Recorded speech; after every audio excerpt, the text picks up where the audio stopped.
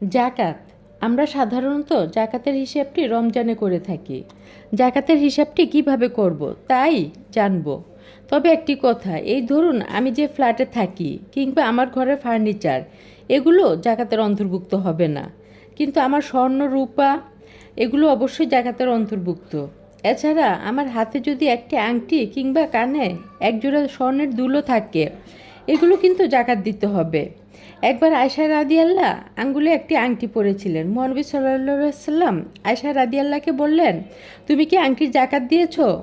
এতে বোঝা যায় গায়ে স্বর্ণ রূপা থাকলে এগুলোরও জাকাত দিতে হবে।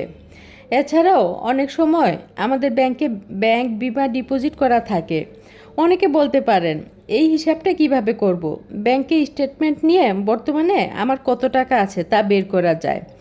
এছাড়াও কোনো ফ্যাক্টরিতে কি কি ব্যবহৃত আছে এগুলো সেল করলে আমি কত টাকা পাবো, এর হিসাব বের করেও কিন্তু আমাদের জাকাত দিতে হবে।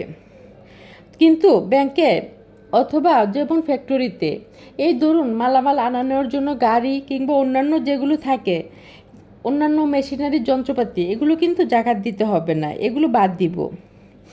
এখন আমার কত ঋণ আছে সেটি মূল টাকা থেকে বাদ দিয়েই, কিংবা আমরা অনেকে লোন নিয়ে থাকি, এক বছরে লোন কত টাকা আসবে সেগুলো কিন্তু আমরা বাদ দিব। বাদ দেওয়ার পরে অবশিষ্ট যা থাকবে সেটার জাকাত দিতে হবে।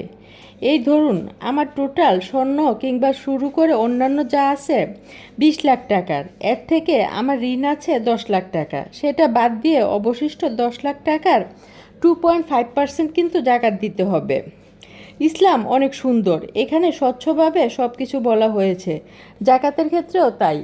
আমরা যদি ঠিকঠাক মতো জাকাত দেই তাহলে কিন্তু আমাদের দেশের অনেক উন্নতি হবে।